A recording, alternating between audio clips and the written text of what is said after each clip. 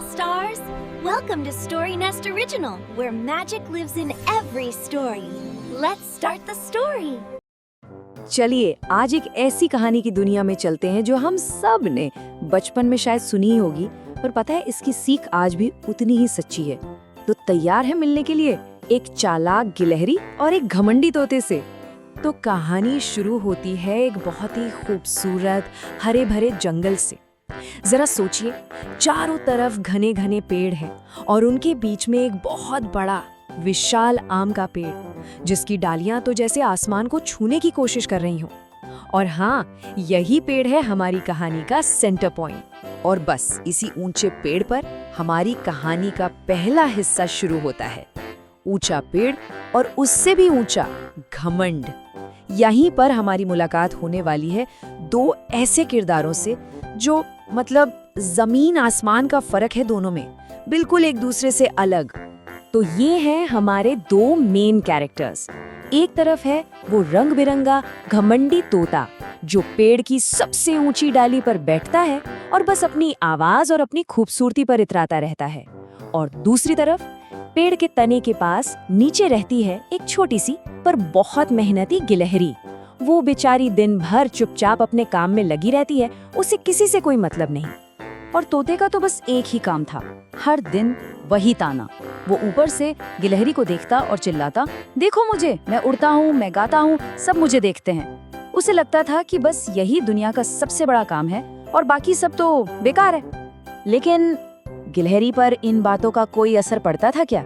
जी नहीं, बिल्कुल नहीं।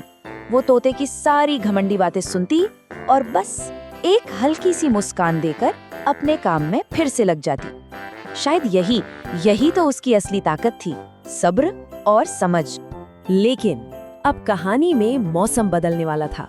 एक ऐसा ट्विस्ट आने वाला था जो ये साबित कर देगा कि असली ताकत पंखों में होती है या फिर दिमाग में। और फिर एक दिन अचानक से आसमान में काले काले बादल छा गए और देखते ही देखते एक ऐसा भयंकर तूफान आया जिसकी किसी ने उम्मीद भी नहीं की थी।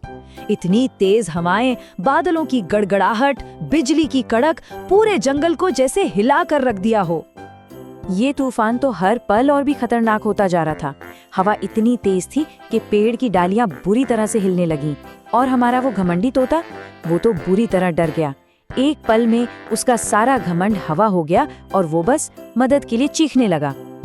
और सोचिए जरा, इस मुश्किल घड़ी में उसने आवाज किसे दी? हाँ, उसी गिलहरी को जिसका वो हर रोज मजाक उड़ाता था।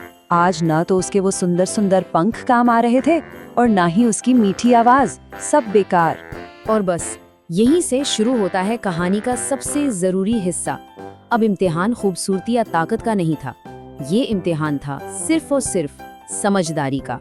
गिलहरी ने क्या शानदार सलाह दी, कितनी सिंपल पर कितनी असरदार।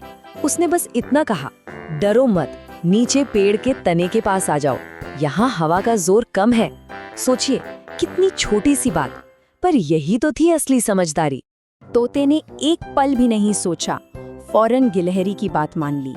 वो तूफान से जूझता हुआ जैसे तैसे नीचे उतरा और पता है, तने के पास उसे सच में एक सुरक्षित जगह मिल गई। एक ऐसा कोना जहां तेज हवाएं भी उसका कुछ नहीं बिगाड़ पा रही थीं।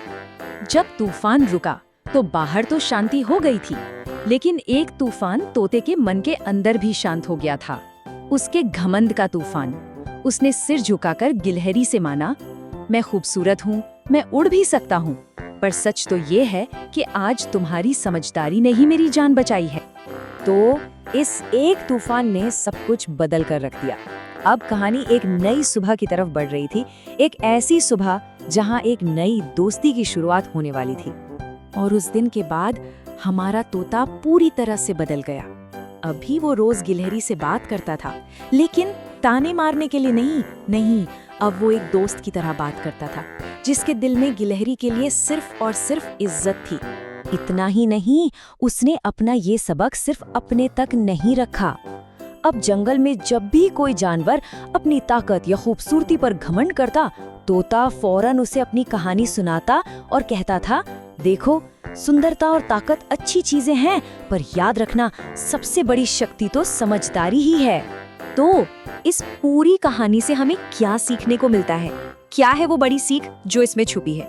चलिए इसे थोड़ा और समझते हैं। सबसे पहली और सबसे बड़ी बात तो ये है कि घमंड किसी काम का नहीं, असल में काम आती है तो सिर्फ समझदारी।